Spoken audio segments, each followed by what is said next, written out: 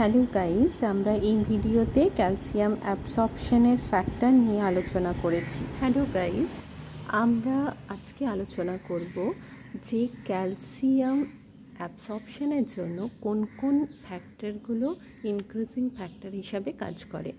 তাহলে আমরা আগের প্রিভিয়াস ভিডিওতে আলোচনা করেছি যে increasing factor of the calcium আর denoted that clap, C for calcitriol, L and A for lysine and arginine, then A for acidity and P for parathyroid.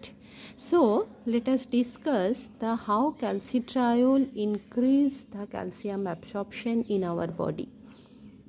First of all, cholecalciferol denote that D3.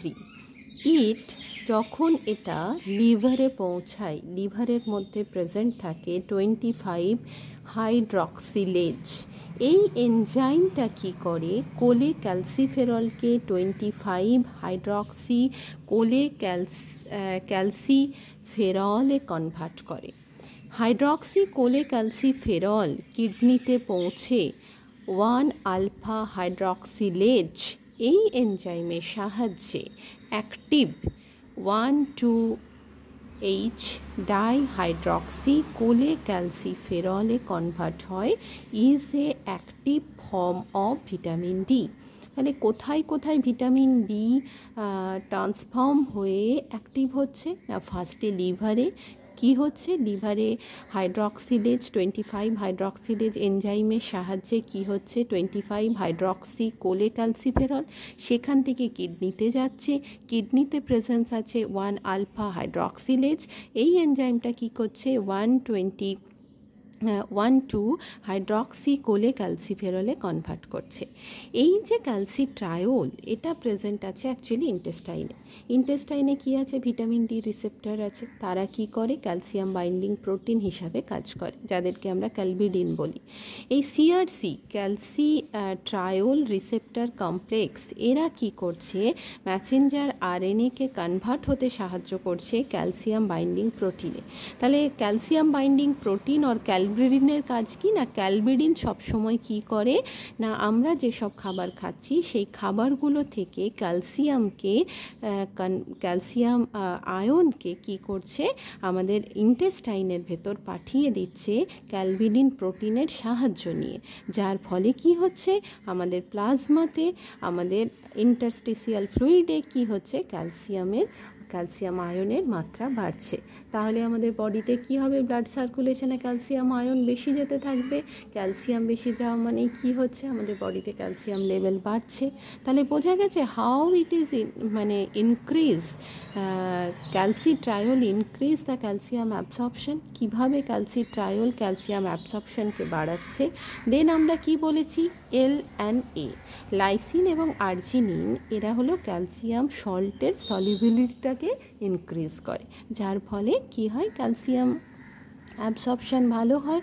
এর ফলে কি হবে, calcium binding প্রোটিনগুলো দ্রুত calcium আয়নকে কি করবে না, প্লাজমাতে কি করতে পারবে, রিলিজ করতে পারবে। দেন কি আছে, অ্যাসিডিটি। এই যে অ্যাসিডিটির ফলে ক্যালসিয়াম সল্ট ইনক্রিজেস হচ্ছে, যার ফলে ক্যালসিয়াম অ্যাবসর্পশনের মাত্রা বাড়ছে। দেন আছে প্যারাথাইরয়েড হরমোন। এই প্যারাথাইরয়েড হরমোন কি করছে না, 25 হাইড্রক্সি কোলেক্যালসিট্রায়োলকে 1 হাইড্রক্সিলেজ এনজাইমের সাহায্যে এবং পিটিএইচ প্যারাথাইরয়েড হরমোনের প্রেজেন্সে 125 ডাইহাইড্রক্সি কোলেক্যালসিফেরলে ট্রান্সফর্ম করছে। এর ফলে কি হচ্ছে, ক্যালসিয়াম ফসফরাস ইনক্রিজ হচ্ছে, বডিতে বাড়ছে। তাহলে বোঝা গেছে প্যারাথাইরয়েড কিভাবে কাজ করছে না, প্যারাথাইরয়েড কাজ করছে 25 হাইড্রক্সি কোলেক্যালসিফেরল কোথায় প্রেজেন্স আছে, লিভার হাইড্রক্সিলেজ এনজাইমের সাহায্যে 25 হাইড্রক্সি কোলেক্যালসিফেরলে ট্রান্সফর্ম করছে D3কে। সেই D3তে কি হচ্ছে না, 1 হাইড্রক্সিলেজ যেটা কিডনিতে আছে, সেখানে প্যারাথাইরয়েড হরমোনের প্রেজেন্সে কি হচ্ছে না, 125 ডাইহাইড্রক্সি এখানে 125 হবে, সরি 125 ডাইহাইড্রক্সি কোলেক্যালসিফেরল কি হচ্ছে, কনভার্টেড হচ্ছে। এরা কি করছে, ব্লাডে ক্যালসিয়াম আর ফসফরাস লেভেলটাকে ইনক্রিজ করছে। তাহলে গাইস বোঝা গেল এই গোটা ঘটনাটা একটা কিডনির ছবি দেওয়া আছে, কিডনিতে ঘটছে এটা, ঠিক আছে। তো আমরা বলতে পারি clap is the factor that increase the calcium absorption in our body. Clear? Then guys আমরা জানবো যে ক্যালসিয়াম যদি ডেফিসিয়েন্সি হয় তাহলে কি হবে না।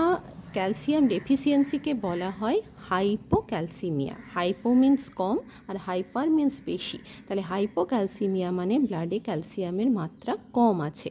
তাহলে কি হতে পারে না, হাইপোপ্যারাথাইরয়েডিজম হতে পারে। তাহলে সিউডো হাইপোপ্যারাথাইরয়েডিজম ঘটতে পারে যদি ক্যালসিয়াম কি হয় আমাদের বডিতে কম থাকে। এটা হাইপোথাইরয়েডিজমের কিন্তু একটা ফার্স্ট লক্ষণ। এছাড়া কি কেন হয়, poor diet, low estrogen level, poor exposure of the sunlight, এখান থেকেও হতে পারে। ম্যাল অ্যাবসর্পশন যাকে স্টিয়াটোরিয়া বলে, ফ্যাটি ডায়রিয়া, মলের সাথে কি হয় ফ্যাট সাবস্টেন্স বেরিয়ে আসতে থাকে, ঠিকঠাক মতো কি হয় আমাদের ডাইজেশন হয় না, ঠিক আছে। ডাইজেশন না হলে ADE D fat soluble vitamin, যদি ফ্যাটটা আমরা ঠিকঠাক ডাইজেস্ট করতে না পারি তাহলে সেখানে ফ্যাট মানে ক্যালসিয়াম অ্যাবসর্পশনটাও কিন্তু বিঘ্নিত হতে পারে না, সেখানেও ডেফিসিয়েন্সি হয়। এছাড়া আছে প্রোটিনেমিয়া। এখানে কি হয় না, হাইপো মানে কথার অর্থ আমরা বলেছি কম, না সিরাম প্রোটিনের লেভেলটা কমে যায়। প্রোটিনের লেভেল কম মানেই সেখানে ক্যালসিয়াম বাইন্ডিং প্রোটিনের কি হয় না মধ্যে একটা ইমব্যালেন্স দেখা দেয়, তারা ঠিকঠাক মতো বাইন্ডিং প্রোটিনগুলো কাজ করতে পারে না, যার ফলে কি হয় ক্যালসিয়াম লেভেলটা কমতে থাকে।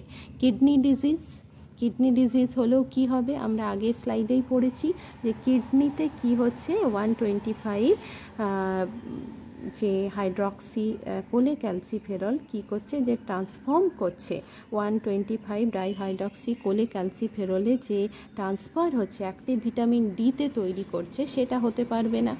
এছাড়া কি হয়, অ্যাকিউট প্যানক্রিয়াটাইটিস, সেখানেও কিন্তু হয়। প্যানক্রিয়াসেও যদি প্রবলেম থাকে খাবার ডাইজেশন হবে না, ডাইজেশন না হলে কি হবে, আমরা ফ্যাটটাকে প্যানক্রিয়াসের সমস্যা থাকলে রেস্ট্রিক্টেড করি, ফ্যাট যদি আমরা না খাই তাহলে ক্যালসিয়াম ঠিকঠাক মতো বাইন্ড হতে পারবে না, সেক্ষেত্রেও কিন্তু কি হবে না হাইপোক্যালসিমিয়া দেখা দেবে। আর কি হবে না, injection of drug and toxin, some drugs এবং টক্সিন কি করে আমরা যদি নিতে থাকি বডিতে, তারা সোডিয়াম ফ্লুরাইড অ্যান্ড ভায়োমাইসিন এই ধরনের কম্পাউন্ডগুলো কি হবে আমাদের ব্লাডের মধ্যে ক্যালসিয়ামের অ্যাবসর্পশনের মাত্রাটাকে কমিয়ে দেয়। গ্যাস্ট্রিক সার্জারি হওয়ার ফলে তো হবেই, কারণ ফ্যাট খেতে পাচ্ছি না। ভিটামিন ডি কিসে সলিউবল, ফ্যাটে সলিউবল যদি ভিটামিন আমরা না খাই, ভিটামিন ডি কী করে, ভিটামিন ডি ক্যালসিয়াম অ্যাবসর্পশনে সাহায্য করে, সেটা করতে পারবে না। আচ্ছা, হাই প্রোটিন ডায়েট, এটাও একটা কিন্তু যদি বেশি প্রোটিন ডায়েট আমরা খাই সেক্ষেত্রে হাইপোক্যালসিমিয়া দেখা দেয়। আর রিউমাটয়েড আর্থারাইটিস যাদের থাকে, ক্যালসিয়াম লিচ হতে থাকে, ঠিক আছে, ক্যালসিয়াম বেরিয়ে যায় ছিদ্র দিয়ে, সেক্ষেত্রেও হাইপোক্যালসিমিয়া দেখা দেয়। ওকে, দেন আমরা গাইজ আসছি টিটানি কি না, টিটানি হলো hyper excitability of the nervous system. যখন বডিতে আমাদের নার্ভাস সিস্টেম হাইপার হয়ে যায়, ঠিক আছে, বেশি কাজ করে, খিঁচুনি আসতে থাকে, তখন হয়ে যায় হাইপার এক্সাইটেবিলিটি। এর ফলে কি হয়, ক্র্যাম্পস ইন দ্য মাসেলে ক্র্যাম্প হয়, এটা বেড়ে যায়। তার ফলে কি হয় না, লোয়ারিং সিরাম ক্যালসিয়ামের মাত্রা কমতে থাকে। এর ফলে কি হয় না, lack of calcium absorption from the gut থেকে ক্যালসিয়াম অ্যাবসর্পশন মাত্রা কমে, due to lack of vitamin D intake or non exposure to sunlight, আমরা আগেই বলেছি। এর ফলে কি হবে, লেট প্রেগন্যান্সি অ্যান্ড ল্যাকটেশন, এটা কিন্তু হতে পারে, অ্যালকালোসিস হতে পারে, হাইপোপ্যারাথাইরয়েডিজম হতে পারে, অ্যাকিউট প্যানক্রিয়াটাইটিস হতে পারে, এই ধরনের সমস্যাগুলো আসতে পারে। তাহলে টিটানি কেন হয় বোঝা গেছে গাইজ। যদি নার্ভাস সিস্টেম হাইপার এক্সাইটেবিলিটি হয়ে যায় তাহলে মাসেলের মধ্যে ক্র্যাম্পস বাড়তে থাকবে, যদি বাড়ে তাহলে সিরাম ক্যালসিয়ামের মাত্রা কমবে, ক্যালসিয়ামের মাত্রা যদি কমে lack of calcium absorption from the গাটের মধ্যে ক্যালসিয়াম অ্যাবসর্পশনের মাত্রা কমবে, due to lack of vitamin D intake, vitamin D ইনটেকের মাত্রা কমতে থাকে, এবং নন এক্সপোজার টু সানলাইট, এরপর আমরা যদি সানলাইটে নিজেদের এক্সপোজার না করি সেক্ষেত্রেও এই সমস্যা হতে পারে।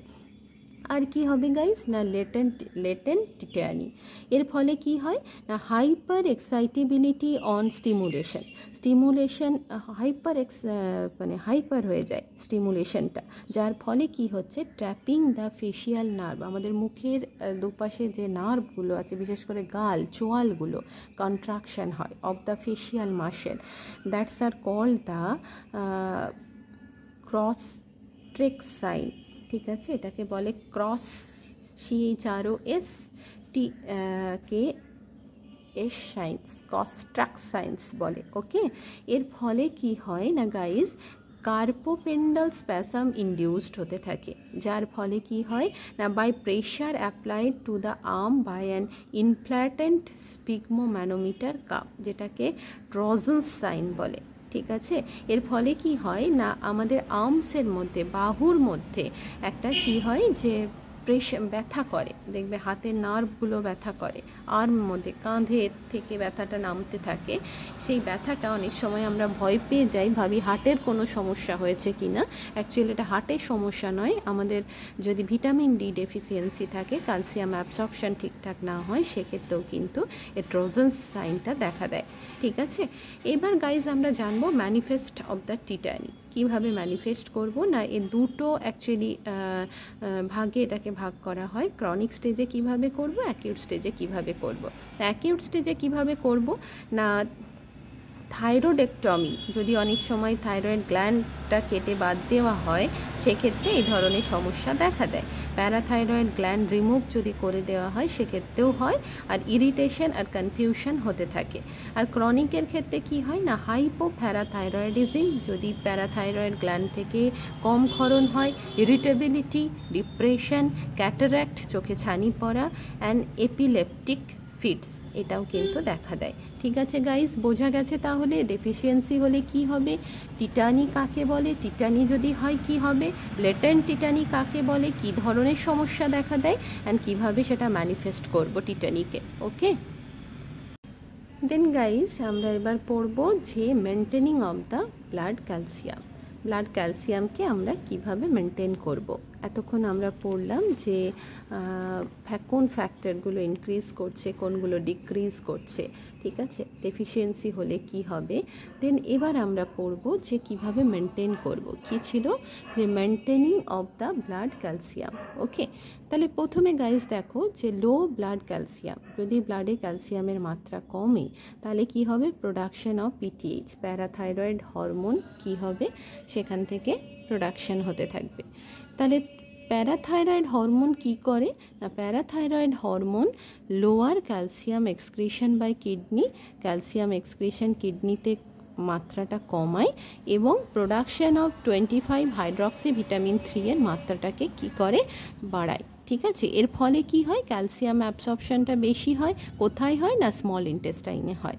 এই যে lower calcium excretion by kidney actually যার ফলে কি হচ্ছে, ব্লাডে ক্যালসিয়ামের মাত্রাটা ঠিক থাকছে, নাহলে কি হবে, বেড়ে যাবে, বেড়ে গেলে আবার হাইপার ক্যালসিমিয়া দেখা দেবে। তাহলে এইভাবে ক্যালসিয়াম এক্সক্রিশন কিডনিতে মানে কিডনি থেকে ক্যালসিয়াম এক্সক্রিশনের মাত্রাটাকে কম করে ব্লাডে এটাকে ব্যালেন্স করছে। আর কি হচ্ছে, D3 যে 25 হাইড্রক্সি D3 ক্যালসিয়াম অ্যাবসর্পশনের মাত্রা বাড়াচ্ছে, বাড়ালে কি হচ্ছে, নর্মাল ব্লাড ক্যালসিয়ামের মাত্রা বাড়ার কথা, কিন্তু দুজনে মিলে একসাথে কাজ করে ব্লাডে নর্মাল ক্যালসিয়ামের মাত্রাটাকে বজায় রাখার চেষ্টা করছে।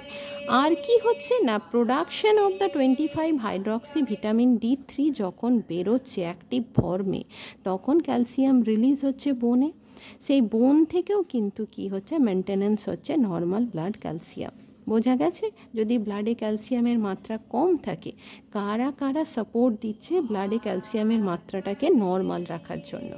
দেন গাইজ এবার পড়তে হবে, যদি ব্লাডে ক্যালসিয়ামের মাত্রাটা বেড়ে যায় তাহলে কি হবে না, থাইরয়েড গ্ল্যান্ড রিলিজ করবে ক্যালসিটোনিন।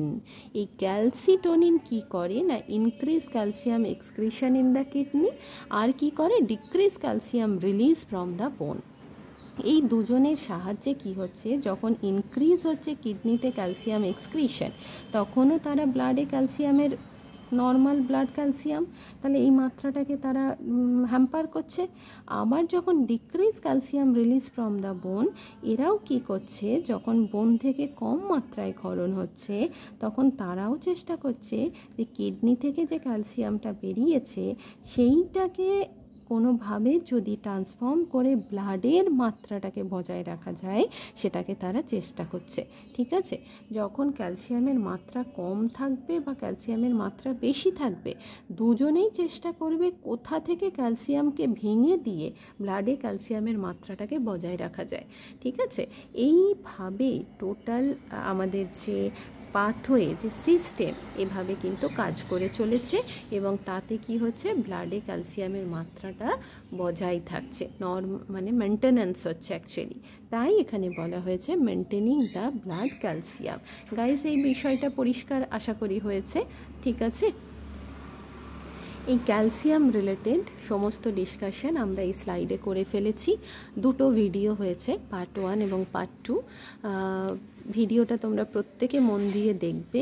আশা করি ক্যালসিয়াম রিলেটেড সব ডাউট তোমাদের ক্লিয়ার হয়ে যাবে। এবং ভিডিওটা যদি ভালো লাগে অবশ্যই চ্যানেলটিকে সাবস্ক্রাইব করবে, চ্যানেলটির সাথে থাকবে, তাহলে অনেক নিউট্রিশনাল ইনফরমেশন তোমরা পেতে থাকবে, যা তোমাদের পড়ার ক্ষেত্রে অনেক বেনিফিটেড হবে, অনেক ইজি হয়ে যাবে ব্যাপারগুলো।